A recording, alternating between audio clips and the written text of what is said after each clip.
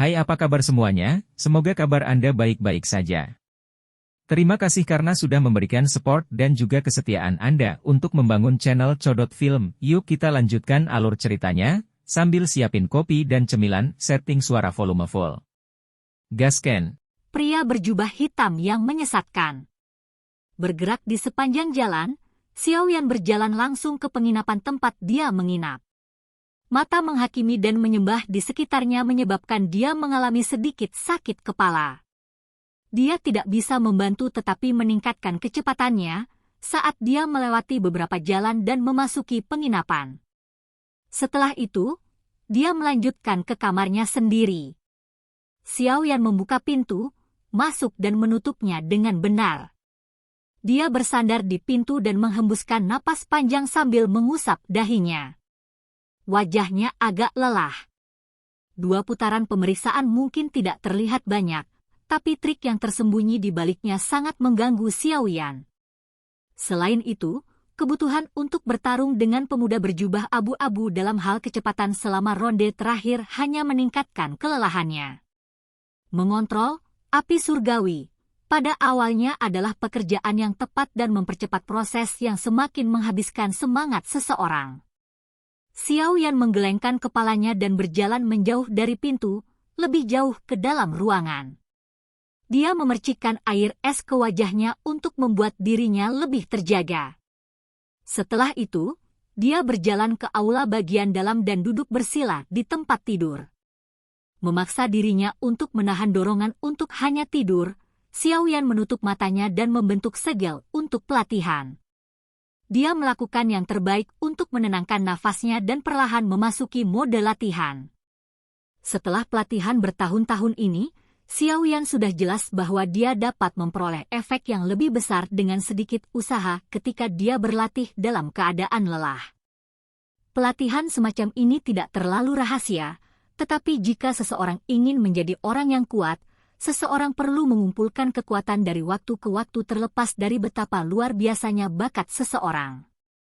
Yao Lao mengatakan seseorang hanya bisa bangkit dengan cepat setelah mengumpulkan kekuatan untuk waktu yang lama. Ini adalah jalan yang benar untuk menjadi kuat. Xiaoyan juga sangat merasakan hal yang sama.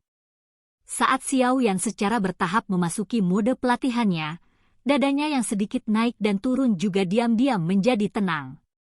Beberapa saat kemudian, akhirnya ada naik turun kecil. Lingkungan sekitar sedikit berfluktuasi. Banyak aliran energi, terlihat dengan mata telanjang, mengikuti napas Xiaoyan dan mengalir ke tubuhnya. Akhirnya, mereka mengalami penyempurnaan, berubah menjadi energi murni yang menyerang pembuluh darah, tulang, dan sel di dalam tubuhnya. Di bawah invasi energi, Xiaoyan bisa dengan jelas merasakan kelelahan mentalnya ditarik seperti air pasang. Setelah pelatihan berlanjut selama hampir 2 jam, Xiaoyan yang duduk di atas tempat tidur seperti pilar kayu tiba-tiba mengguncang jarinya. Matanya perlahan terbuka dan kilatan cahaya melintas di pupil hitam itu. Xiaoyan membuka mulutnya dan udara keruh hitam dimuntahkan. Itu membawa bau menyengat yang samar. Xiaoyan memutar lehernya, menundukkan kepalanya, dan memperhatikan jari tengah di tangan kirinya yang agak hitam. Alisnya sedikit menyipit saat dia dengan lembut berkata, "Benda sialan ini. Itu seperti belatung di dalam tulang tarsal. Saya bertanya-tanya apakah saya mendapatkan atau kehilangan dari menghilangkan racun." Meskipun Xiaoyan memiliki api surgawi untuk melindunginya, dia tidak bisa begitu saja mengabaikan racun ini, yang hampir bisa berakibat fatal bagi seseorang jika ada di tubuh seseorang, bukan? Saya hanya bisa menunggu sampai guru bangun. Mungkin hanya dengan begitu akan ada solusi untuk menyelesaikan masalah ini. Xiaoyan tersenyum pahit dan menggelengkan kepalanya. Kepalanya mendarat di tempat tidur yang hangat saat dia bergumam, "Setelah grand meeting selesai besok, aku akan melakukan sesi pembersihan racun terakhir untuk Nalanjir. Saya pikir dia harus bisa pulih. Ketika saatnya tiba, itu akan menjadi waktu di mana persyaratan yang ditetapkan oleh perjanjian 3 tahun dipenuhi. Xiao Yan mengerutkan bibirnya. Dia tiba-tiba menghela nafas pelan. Sudah 3 tahun. Gadis manja dan kasar saat itu sudah berubah menjadi jauh lebih dewasa. Di masa lalu, Xiao Yan awalnya berpikir bahwa ketika dia melihat Nalan Yanran sekali lagi, dia pasti akan sangat marah sehingga dia akan kesulitan menyembunyikan emosinya. Namun, selama pertemuan mereka kali ini, mungkin karena dia saat ini menggunakan identitas Yan Xiao, dia menemukan bahwa dia keren hampir sampai tidak pernah melihatnya. Selama periode waktu ini, dia seperti orang asing, dengan dingin mengamati setiap tindakan dan kata-kata yang dia ucapkan. 3 tahun itu juga menyebabkan pemuda yang lembut saat itu menjadi lebih dewasa dan tenang. Seluruh lelucon membatalkan pertunangan di klan Xiao saat itu memang sangat lucu ketika dia mengingatnya sekarang. Itu sangat lucu, tetapi dia tidak lagi memiliki amarah yang dia lakukan saat itu. Saat itu, kemungkinan pemuda itu memiliki reaksi intens seperti itu karena hatinya sangat sensitif karena berada di bawah nama orang yang tidak berguna. Dia dipaksa untuk menderita ejekan dan tatapan angkuh dari dalam klan dan Nalan Yanran dengan paksa mengakhiri pertunangan secara tidak sengaja memberikan tusukan keras pada hati yang lemah dan sensitif itu. Diinjak oleh kekuatan yang begitu besar, pemuda yang tidak tahan lagi akhirnya meledak. Alasan inilah yang menyebabkan peristiwa 3 tahun lalu terjadi. Paling tidak, ketika Xiao Yan memikirkannya sekarang, jika dia masih berlayar bersama dengan bakatnya saat itu dan tidak menanggung kemunduran menjadi orang yang tidak berguna, kemungkinan dia tidak akan merasakan banyak kemarahan ketika Nalan Yanran datang untuk mengakhiri pertunangan saat itu. Namun, Xiao Yan juga yakin tentang satu hal. Jika dia tidak memiliki pengalaman menjadi orang yang tidak berguna saat itu dan jika Nalan Yanran tidak datang untuk mengakhiri pertunangan, dia pasti tidak akan dapat mencapai tempat dia saat ini, di mana banyak orang memandangnya dengan kagum, bahkan sebelum dia berumur 20 tahun. Berpikir tentang hal-hal yang telah mengubah arah masa depannya, Xiao Yan sedikit linglung. Dia tersenyum pahit dan menggelengkan kepalanya. Situasi hipotetis akhirnya hanya situasi hipotetis. Oleh karena itu, terlepas dari sikap seperti apa yang dia miliki saat ini terhadap Nalan Yanran, dia pasti harus pergi ke Misty Cloud Sect. Saat ini dia mungkin tidak lagi memiliki terlalu banyak kemarahan terhadap Nalan Yanran, tetapi akhir pertunangannya yang kuat saat itu telah menyebabkan klan Xiao dan ayahnya, yang posisinya sangat tinggi di hatinya, menjadi benar-benar malu. Hal semacam ini seperti memberi mereka tamparan keras di depan banyak orang dalam kancah sosial Kekaisaran Jia Ma. Hal ini dianggap memalukan bagi seluruh klan. Meskipun Xiao Shan tidak pernah menyebutkan masalah ini setelah pertunangan pernikahan dibatalkan karena ketakutannya memprovokasi Xiao Yan, yang terakhir sangat jelas bahwa terlepas dari apa yang terjadi, hati Xiao Shan memiliki perasaan yang keras.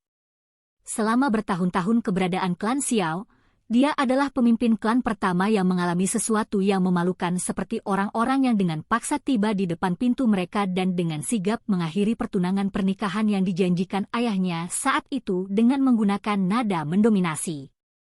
Selain itu, pemuda yang membawa nama Cacat dengan keras kepala berjanji kepada ayahnya di aula utama klan Xiao bahwa dia akan membalas mereka atas penghinaan. Janji inilah yang membuat pemuda itu memulai latihan kerasnya dan bahkan akhirnya meninggalkan klannya. Seperti seorang pertapa, dia menjelajahi kekaisaran, memoles kepolosan di tubuhnya. Selama hampir 2 tahun dia meninggalkan klan, Xiao Yan telah menjelajahi lebih dari setengah kekaisaran Jia Ma. Akhirnya, setelah berputar-putar, dia sampai di kota ini. Alasannya adalah perjanjian 3 tahun itu. Saat ini, dia tidak terlalu tertarik untuk membalas dendam terhadapnya. Ia hanya ingin membawa kabar ini untuk menghilangkan perasaan tidak enak di hati ayahnya. Setelah itu, dia akan tersenyum dan tertawa. Kali ini, saya benar-benar menceraikannya.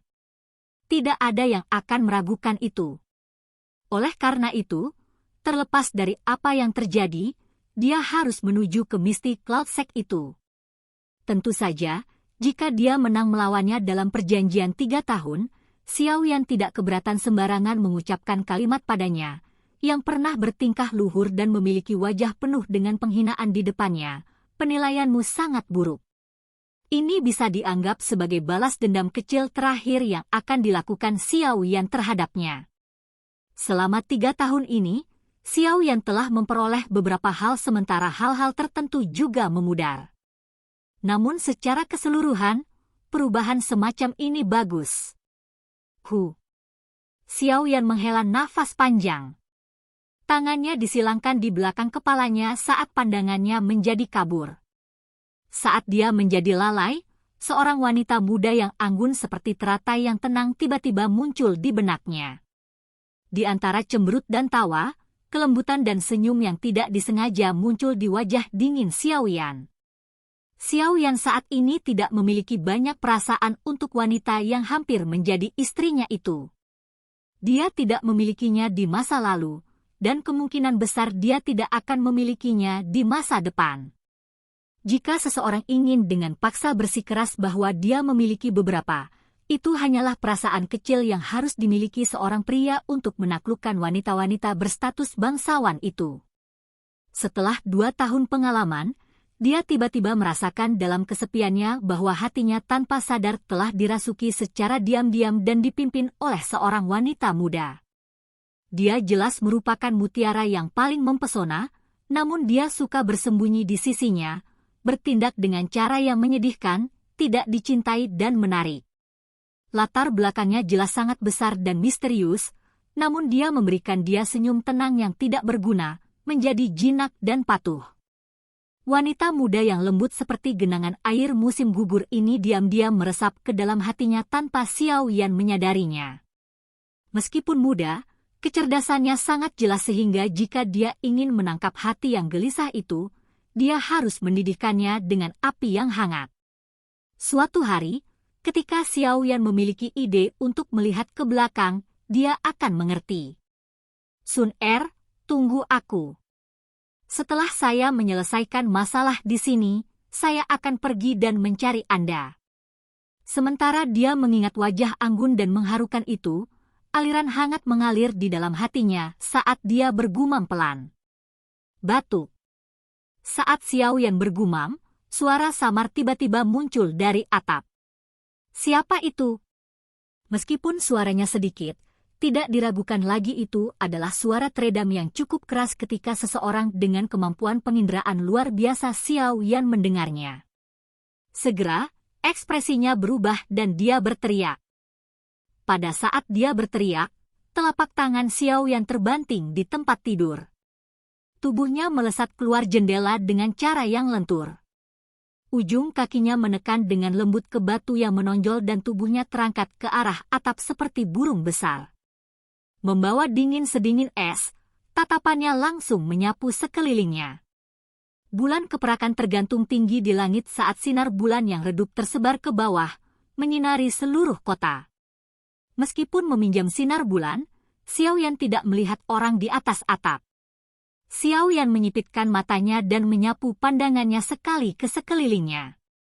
Dengan sinar bulan bersinar, Xiao Yan bisa dengan jelas melihat hingga radius 100 meter. Namun, dia masih tidak melihat satu orang pun. Dengan cemberut, Xiao Yan perlahan berjalan di atas atap. Beberapa saat kemudian, dia berjongkok dan menatap tajam ke ubin yang rusak. Orang bisa dengan mudah melihat garis retakan pada ubin, jelas, itu baru saja rusak. Telapak tangan Xiao Yan menggali genteng, beberapa cahaya lampu bersinar dari bawah.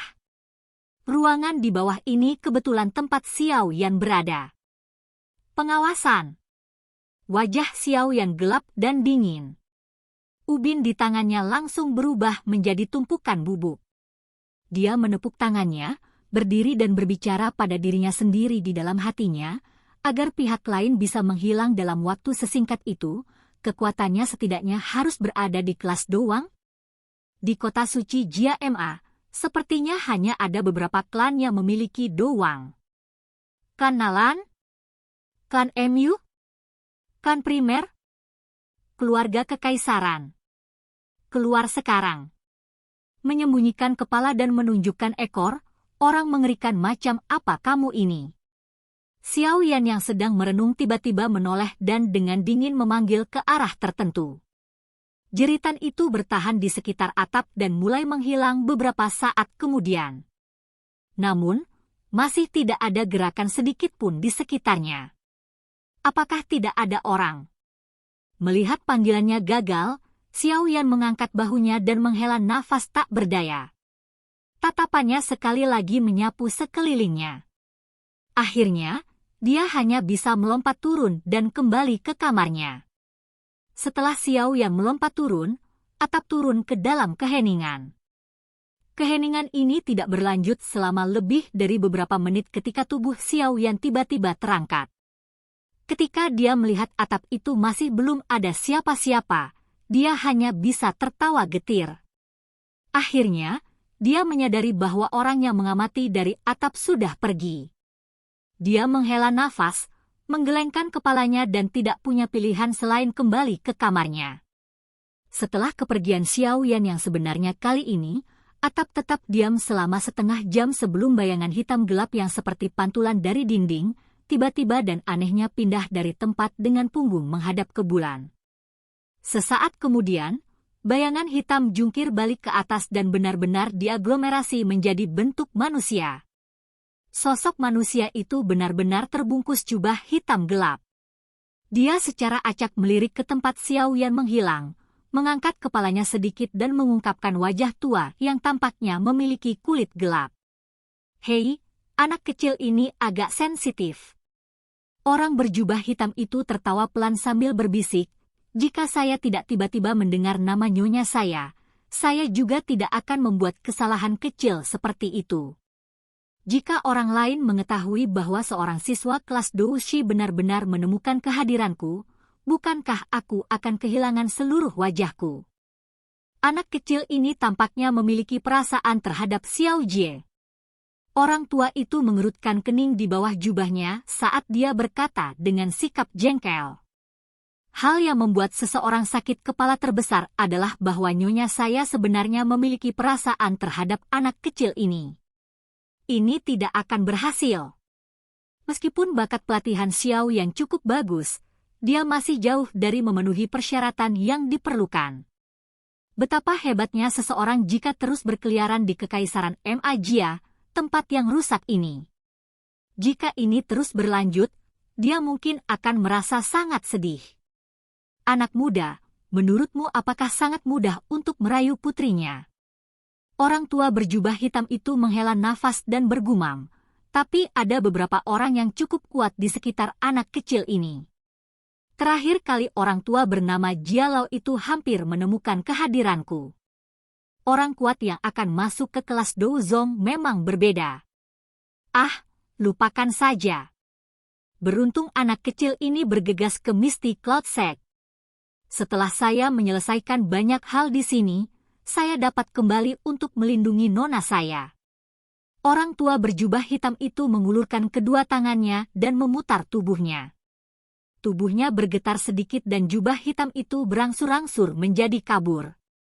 Akhirnya, itu berubah menjadi bayangan hitam gelap yang melesat ke kegelapan dengan cara seperti kilat sebelum menjadi benar-benar sunyi.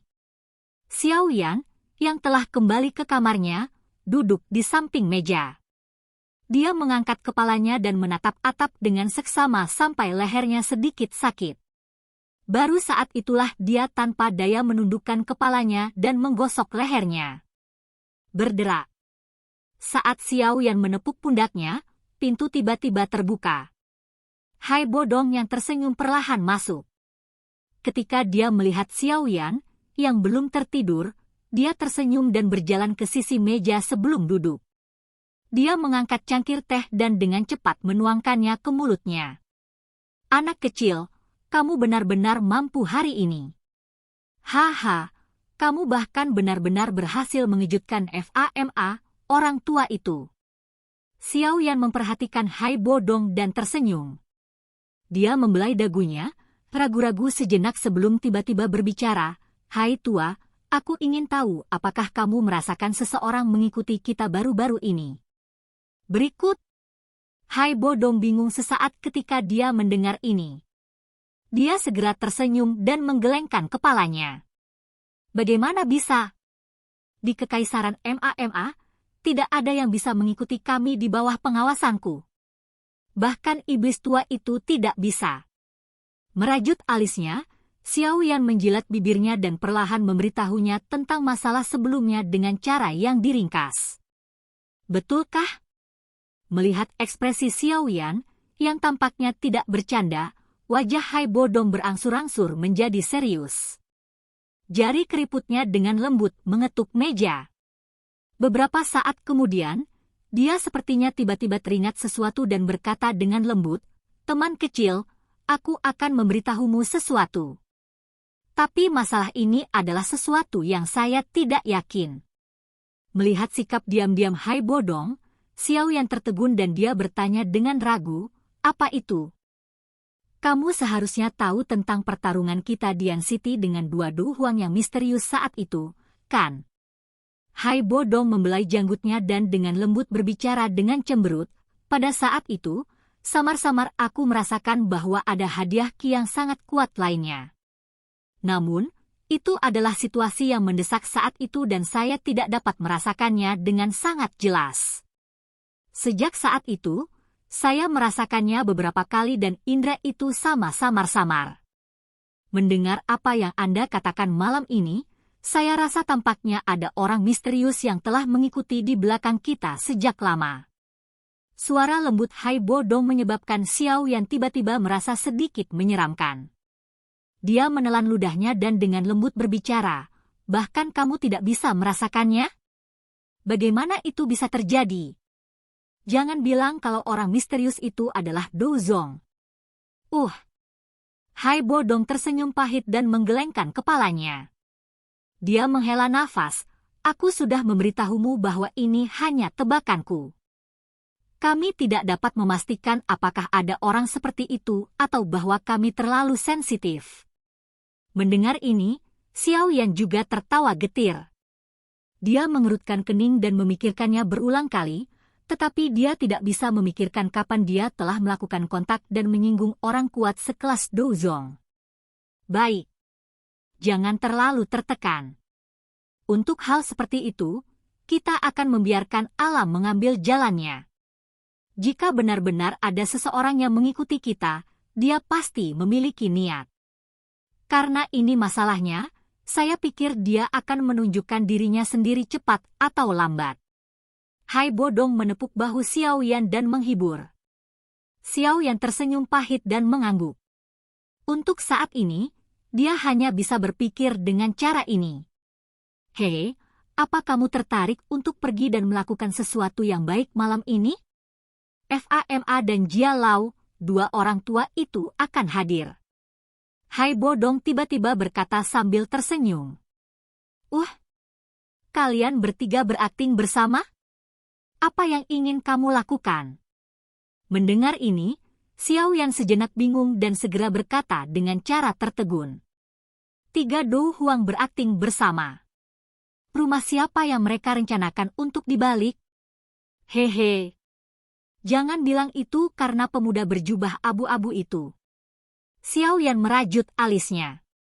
Beberapa saat kemudian, alisnya berkedut saat dia berbicara. Orang itu. FAMA terus merasa ada yang tidak beres, jadi dia ingin pergi dan memeriksa latar belakangnya.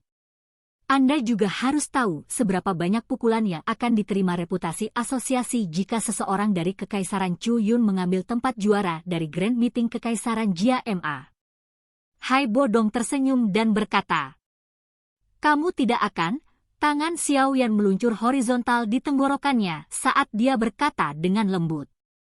"Kami akan melihat situasinya. Kemungkinan itu tidak dikesampingkan."